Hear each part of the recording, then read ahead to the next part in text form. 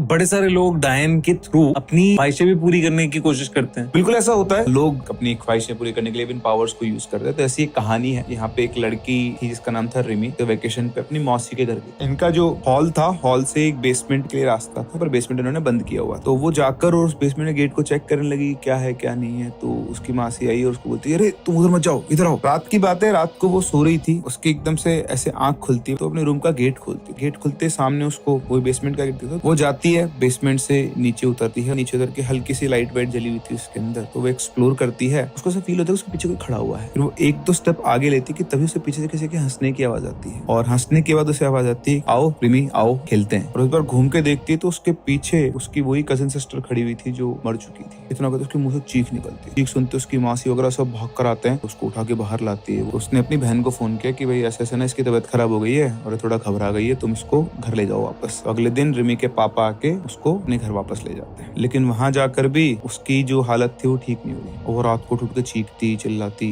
और बड़ी अजीब सी हरकतें करती। अगले दिन इसकी जो मासी थी वो इनके घर पहुंच जाती, और घर जाने के बाद वो उनसे बोलती कि दीदी बहुत बड़ी एक प्रॉब्लम हो गई। तो बोलती क्या प्रॉब्लम हो गई। बोलते जब मैं पहली बार प्रेग्नेंट हुई थी तो मेरी सास को ये था कि उनको बेटा चाहिए। अल्टीमेटली जब डिलीवरी हुई तो मेरी बेटी हो गई। उन्होंने इंश्योर करना था कि बेटा ही होना चाहिए। तो वहां पर जाकर उन्होंने एक तांत्रिक का सहारा लिया। उसने कहा कि आप एक ऐसे प्रक्रिया कर लेना और उससे आपको बेटा हो जाएगा, पक्की बात। अब होता क्या है, जो इनकी पहली बेटी थी, जब से ये इन्होंने कुछ प्रक्रिया की थी, उस बेटी के अंदर बड़े अजीब से चेंजेस आना शुरू हो गए थे। तो एक दिन की बात है कि ये जो इनकी मासी थी रिमी की, जो वो करीबन 4 या 5 महीने की प्रेग्नेंट थी, तो वो लड़की जो है इनकी बेटी जो थे वो आती है, वो आकर उसकी मदर के पेट पर हाथ लगाती है और एक अजीब सी थोड़ी सी क्रीपी सी स्माइल रखती है चेक कर। उसको देखकर इनकी सास को शक हुआ कि यार कुछ गलत चल रहा है। तो उन्होंने किसी और से पता करवाया कि इनके पुजारी जी थे, बहुत पहुंचे हुए ज्ञानी थे, उनसे पूछा। तो उन्होंने आके इनको चेक किया तो आकर उन्होंने बताया कि तुम्हारे घर में तो जोखनी छोड़ी हुई है। जोखनी? बोले जोखनी तो एक बहुत खतरनाक डायन है, और जोखनी जो होती है उसकी इतनी पावर होती है कि गर्भ से बच्चे को निकाल के ले जाती है। तो